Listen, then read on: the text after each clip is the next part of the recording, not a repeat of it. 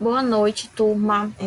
Nós falamos na semana passada, pela metodologia de exercício, sobre política nacional de humanização e acolhimento de saúde e o acolhimento relacionado ao atendimento de urgência. Vocês já realizaram a resolução dos exercícios e agora eu vou dar aula para vocês sobre esses assuntos e um pouquinho mais de informação lá no finalzinho, que a gente vai falar um pouquinho de protocolo de Manchester e escala de coma de Glasgow. Assim a gente consegue ter uma dinâmica melhor, porque aí vocês associam a aula com a atividade e as dúvidas vão surgindo e a gente vai discutindo isso ao longo dos dias. Primeiro ponto relacionado à política nacional de humanização.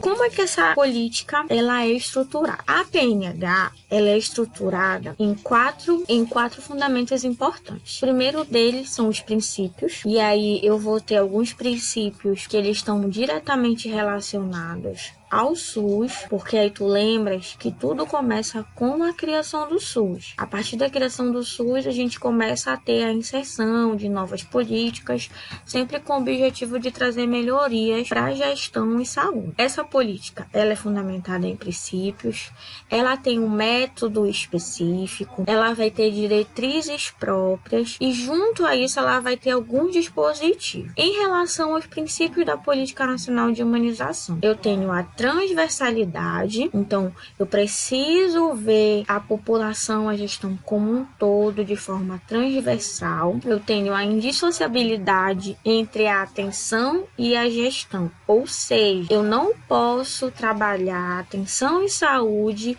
de forma separada do processo de gestão em saúde. A gestão em saúde é quando eu tenho os conselhos, eu tenho os entes federativos a nível de município, estado, união, e aí envolve o secretário de saúde, os diretores da atenção básica, das UPAs, dos postos de urgência e emergência. E eu tenho atenção direta à sociedade. Então, eu não posso ver isso de forma separada. Além disso, eu tenho o protagonismo, a corresponsabilidade e a autonomia dos sujeitos e do coletivo. Ou seja, apesar de eu precisar de toda uma política sendo reestruturada, trazendo princípios, trazendo métodos que precisam ser aplicados e realizados para trazer melhorias a nível de SUS, eu preciso ter um público, no caso os usuários, que são os meus sujeitos, eles precisam agir de forma autônoma. Em relação aos métodos, o método ele está relacionado à inclusão de algumas pessoas dentro desse processo da política. Então, eu preciso ter a inserção dos trabalhadores de saúde, mais os usuários, mais os gestores. Então, eu preciso ter a junção desses três alvos, desses três públicos: trabalhadores de saúde, a população e os gestores de saúde. Quando eu somo esses três itens, eu tenho como resultado a produção e gestão do cuidado e dos processos de trabalho. O cuidado centrado no processo de trabalho, uma boa produção relacionada a um desenvolvimento de processo de gestão, ele só vai ser possível se eu tiver a participação de profissionais de saúde, dos usuários de saúde e dos gestores de saúde. Então, o método, ele se faz pela junção desses três. As diretrizes. Quais são as principais diretrizes da Política Nacional de Humanização? O acolhimento, daqui a pouquinho a gente vai ver isso de forma bem detalhada. Então, o acolhimento, ele surge com a Política Nacional de Humanização. Antes disso, eu tinha o SUS, eu tinha as outras políticas, eu tinha o atendimento sendo prestado para minha população, mas eu não tinha o item acolhimento dentro de todos esses processos. Além do acolhimento, eu tenho a gestão participativa e cogestão, a ambiência, a clínica ampliada e compartilhada, a valorização do trabalhador e a defesa dos direitos dos usuários. Todos esses 6 itens,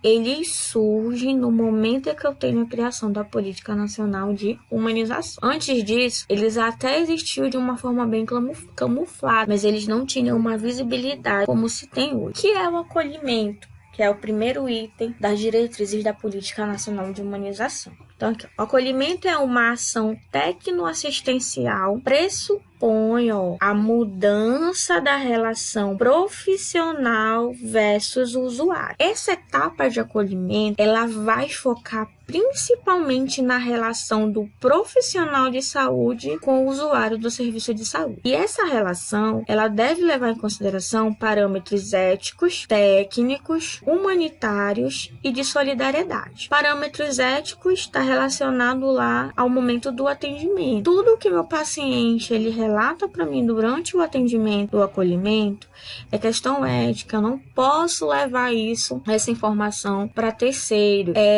Parâmetros técnicos, as técnicas que eu vou utilizar para abordar esse paciente, se eu vou verificar a pressão dele, a glicemia, se eu vou realizar um exame físico, e se todas essas atividades que eu estou desenvolvendo nele, elas precisam ser realizadas de forma humana e solidária. Eu preciso reconhecer esse usuário como um sujeito participante de forma ativa dentro do processo de produção em saúde. Então aqui eu tenho a definição de acolhimento segundo humanização. Esse acolhimento, ele ainda é definido como um processo dinâmico de identificação dos meus pacientes. Então, esse processo dinâmico, ele vai ter uma tríade, tá? Essa tríade, ela é composta pela escuta qualificada. Então, a primeira etapa do acolhimento é a escuta qualificada direcionada às necessidades deste paciente. O segundo elemento é o compromisso e o terceiro é o vínculo. Então, o acolhimento, ele é um processo dinâmico de identificação dos pacientes, tá? Que precisam de um atendimento prioritário e mais rápido. E essa definição de tratamento prioritário e mais rápido vai ser feita a partir da escuta qualificada. Ou seja, se eu não realizo a escuta qualificada durante o acolhimento, todo esse processo dinâmico em que o objetivo é proporcionar um tratamento prioritário e rápido, ele cai por terra. Esse acolhimento, ele pode ser classificado de 3 formas. Então, a primeira forma de classificação do acolhimento é quanto à postura desse acolhimento. Então, enquanto a postura, o que vem a ser essa classificação? A postura está relacionada à postura da equipe, ou seja, a minha equipe ela precisa se desenvolver durante esse processo de acolhimento direcionado ao usuário e à família. Então, a postura da equipe durante o acolhimento. Quanto ao processo de trabalho, esse acolhimento ele deve passar pelo método de reorganização do processo de trabalho. Ou seja, eu preciso sair desse atendimento técnico e mecânico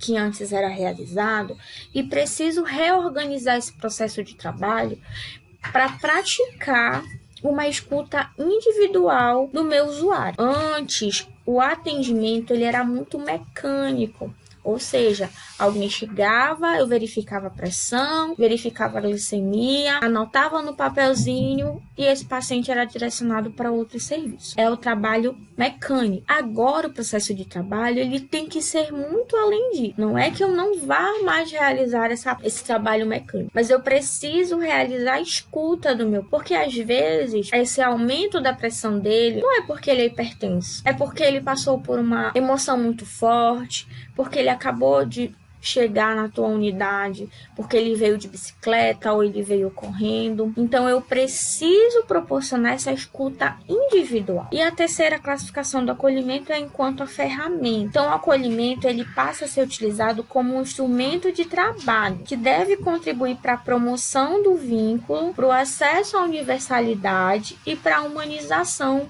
através da escuta. Então, acolhimento é uma associação de tarefas. E uma palavra que tu não pode esquecer é essa aqui, ó, escuta. Escuta remete a acolhimento. Acolhimento remete à escuta. Olha de novo aqui. Escuta individual do usuário. Então, sempre tu vai ouvir essa palavra, escuta individual do usuário. Escuta do paciente, escuta da equipe, escuta da população. Então, sempre vai lembrar de acolhimento, porque isso é um processo da etapa de humanização. O acolhimento, ele também vai ser dividido em modelagem. Então, eu tenho um acolhimento pela equipe de referência do usuário. Então, por exemplo, eu tenho pacientes que fazem parte do grupo de risco. que são diabéticos e hipertensos. Eu tenho as grávidas, eu tenho as crianças. E dentro da atenção básica, cada grupo de indivíduo participa de um programa. Então, a grávida participa do pré-natal e ela faz parte do programa de saúde da mulher. Ela já faz parte desse programa. As crianças, elas fazem parte do programa de crescimento e desenvolvimento infantil. Os adultos e idosos que têm diabetes ou hipertensão, eles fazem parte do hiperdia. Então, ele já tem um grupo de referência. Ele já tem uma etapa de acolhimento dentro desses programas. Então, eles vão participar de qual modelagem de acolhimento? Da modelagem do acolhimento pela equipe de referência do usuário. Então, eles já têm uma referência. Eles já são atendidos por um enfermeiro específico da área, pelo médico que já faz todo o acompanhamento dele. Eu tenho a exceção dos ACS. Então, o acolhimento dele em relação à modelagem, é acolhimento pela equipe de referência do usuário. O outro tipo de modelagem é a equipe de acolhimento do dia. Então, a equipe de acolhimento do dia é quando eu tenho dentro de uma unidade, dentro do serviço de urgência, uma equipe que foi selecionada para realizar o acolhimento naquele dia dos indivíduos que estão chegando para receber esse atendimento. O acolhimento misto é quando eu tenho a junção das pessoas que fazem parte da equipe de referência do usuário e do acolhimento dia, que é quando a gente fala assim, dentro da atenção básica eu tenho hoje 10 consultas direcionadas para o grupo X, que são as grávidas ou as crianças, mas eu vou deixar 5 consultas direcionadas para o atendimento de demanda espontânea. E o acolhimento coletivo é quando eu faço a inserção de todos os grupos. Eu não tenho uma separação de grupos que vão ser atendidos e, de certa forma, eu acabo tendo mais profissionais participando dentro desse processo de acolhimento. Outro ponto importante do acolhimento, mudando um pouquinho aqui do foco, mas é importante quanto informação, é dentro do CAPES, por exemplo. Pacientes de saúde mental, eles fazem atendimento no CAPES, eles são referenciados da atenção básica, por exemplo, para o CAPES. Só que quando eles chegam lá, mesmo que eles sejam referenciados ou contra-referenciados, eles passam pelo que a gente chama de acolhimento. E lá o acolhimento, ele é composto por uma equipe multiprofissional, em que, se eu, quanto paciente, chego para ser atendida no CAPES hoje, eu posso ser atendida por um enfermeiro, eu posso ser atendida por um psicólogo, por um assistente social, por um terapeuta ocupacional, eu posso ser atendido por qualquer um desses profissionais. Eles que vão realizar esse meu acolhimento. Eles vão fazer uma entrevista, vão saber o porquê eu estou ali, vão coletar informações da minha história de vida. E a partir desse primeiro acolhimento, esse profissional que realiza esse acolhimento, ele passa a ser o meu responsável técnico.